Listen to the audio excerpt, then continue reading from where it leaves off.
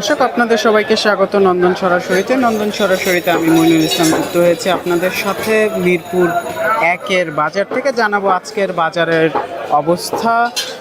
অবস্থা যদি একটু এক কথায় বলি তাহলে বাজার চড়া বেড়েছে, সবজির দাম বেড়েছে, পেঁয়াজের দাম বেড়েছে, মাছের দামও।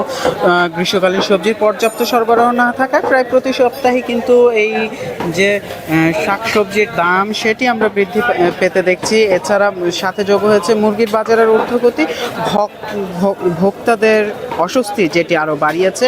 আজকে শুক্রবার বিভিন্ন বাজার ঘুরে আমরা যেই দ্রব্যমূল্য পেয়েছি সেটি যদি আপনাদের একটু জানাই, বেশিরভাগ সবজি বিক্রি হচ্ছে 60 টাকার ওপরে, 70 টাকার নিচে পছন্দের কোনো সবজি মিলছে না। হাতে গোনা কয়েকটি সবজি এই ক্ষেত্রে ব্যতিক্রম। যদি একটু বাজারের দামগুলো আপনাদের জানাই তাহলে আজকের বাজারে প্রতি কেজি করল্লা বিক্রি হচ্ছে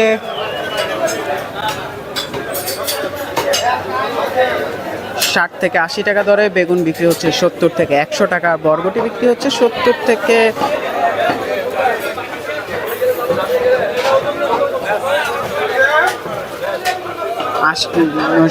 70 টাকায়, চিচিঙ্গা বিক্রি হচ্ছে 60 থেকে 80 টাকা, কচুরলতি বিক্রি হচ্ছে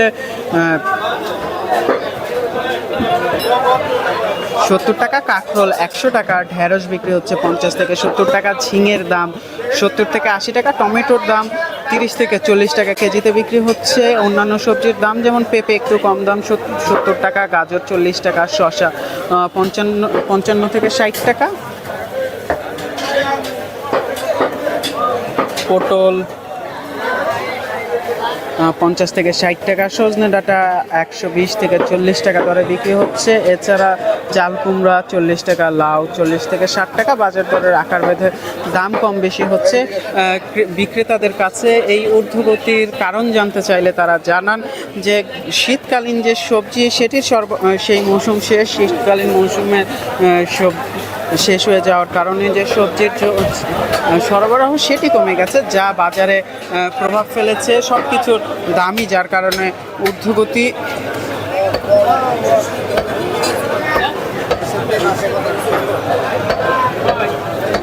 এখন গ্রীষ্মকালীন সবজি আসা শুরু করেছে, পুরোপুরি গ্রীষ্মের সবজিও কিন্তু এখনও বাজারে আসছে না, যার কারণে অধিকাংশ সবজির দামই বেশি বলে কিন্তু জানাচ্ছেন বিক্রেতারা।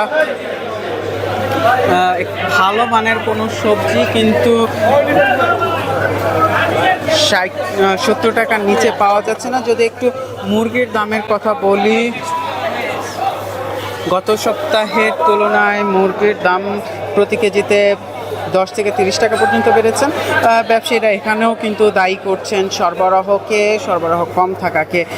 তাদের দেওয়া তথ্য অনুযায়ী ব্রয়লার বিক্রি হচ্ছে 170 থেকে 190 টাকা কেজিতে, যা গত সপ্তাহের তুলনায় 10 থেকে 20 টাকা বেশি। সোনালী মুরগি বিক্রি হচ্ছে 10 থেকে 30 টাকা বেড়ে 270 থেকে 280 টাকায়। দেশি মুরগি বিক্রি হচ্ছে 650 থেকে 680 টাকায়। সাদা লেয়ার বিক্রি হচ্ছে 280, লাল লেয়ার 230 টাকায় বিক্রি হচ্ছে। হাঁসের দাম জাত বেঁধে 600 থেকে 700 টাকা প্রতি পিসে বিক্রি হচ্ছে। তবে গরু ও খাসির দাম কিছুটা স্থিতিশীল রয়েছে বলে জানাচ্ছেন বিক্রেতারা। 750 থেকে 800 টাকা কেজি দরে বিক্রি হচ্ছে।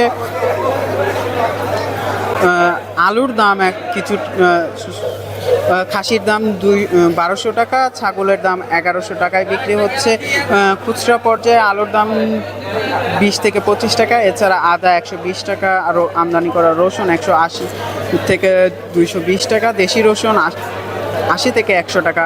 মাছের বাজার আগের দামেই বিক্রি হচ্ছে, যদিও ক্রেতারা বলছেন দাম কিছুটা বেড়েছে, তার জন্য বিক্রেতারা কিন্তু সেই সরবরাহকেই দায়ী করছেন। রুই বিক্রি হচ্ছে 350 থেকে 420 টাকা, কাতল 380 থেকে 450 টাকা, চাষের শিং 500 থেকে 550 টাকা, মাগুর 500 টাকা, চাষের কই 200 থেকে 250 টাকা, কোরাল মাছ বিক্রি হচ্ছে 450 টাকা, চাষের পাঙ্গাস বিক্রি হচ্ছে 180 থেকে 230 টাকা, তেলাপিয়া 150 থেকে 220 টাকা। এই যে বাজারের সব কিছুর দামের ঊর্ধ্বগতি, এই ঊর্ধ্বগতির কারণে ক্রেতাদের কিন্তু নাভিশ্বাস উঠে গেছে। আমরা রোজা এবং রোজার মধ্যে কিন্তু বাজারের শাকসবজির দাম এবং নিত্য প্রয়োজনীয় যে পণ্য, সেই পণ্যগুলোর দাম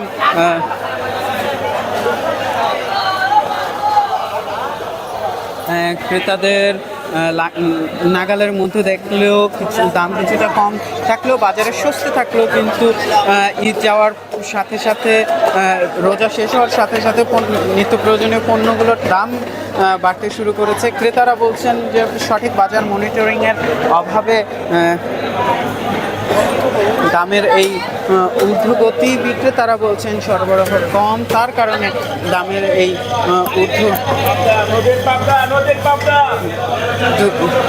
ঊর্ধ্বগতি। এইভাবে ক্রেতারা কিন্তু আরও বলছেন এভাবে দাম বাড়তে থাকলে নিত্য প্রয়োজনীয় জিনিসের দৈনন্দিন চাহিদা পূরণ করতেই সাধারণ ক্রেতাদের হিমশিম খেতে হবে। বিশেষ করে নিম্ন আয়ের মানুষ যারা আছেন তারা কিন্তু নিজেদের দৈনন্দিন যে চাহিদা, সেই চাহিদা পূরণ করতে পারবেন না।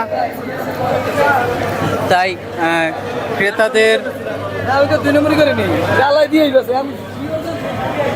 বক্তব্য, সরকারের দ্রুত পদক্ষেপ নেওয়া উচিত এবং কঠোরভাবে বাজার মনিটরিং করে এই সকল পণ্যের দাম নিয়ন্ত্রণে নিয়ে আসা উচিত, বাজার নিয়ন্ত্রণে কাজ করা উচিত। আমরা সরকারি বিভিন্ন সংস্থা, বিশেষ করে ভোক্তা অধিদপ্তরের পক্ষ থেকে বিভিন্ন সময় অভিযান পরিচালিত হতে দেখলেও কিন্তু সেটি সকল বাজারে সবসময় সম্ভব হয় না লোকবলের অভাবে, এবং অভিযান চালিয়ে এক জায়গা থেকে অন্য জায়গায় গেলে সেই পণ্যের দাম আবার ঠিক আগের অনিয়মের মধ্যে চলে আসে, দাম আবার সেই আগের মতোই বেড়ে যায়। এইসব মিলিয়ে বাজারে যে অস্থিতিশীল অবস্থা, সেই অস্থিতিশীল অবস্থায় ক্রেতাদের নাভিশ্বাস উঠে যাচ্ছে। এই ছিল আমার কাছে আজকের বাজার দরের সর্বশেষ। এতক্ষণ আমাদের সাথে থাকার জন্য ধন্যবাদ।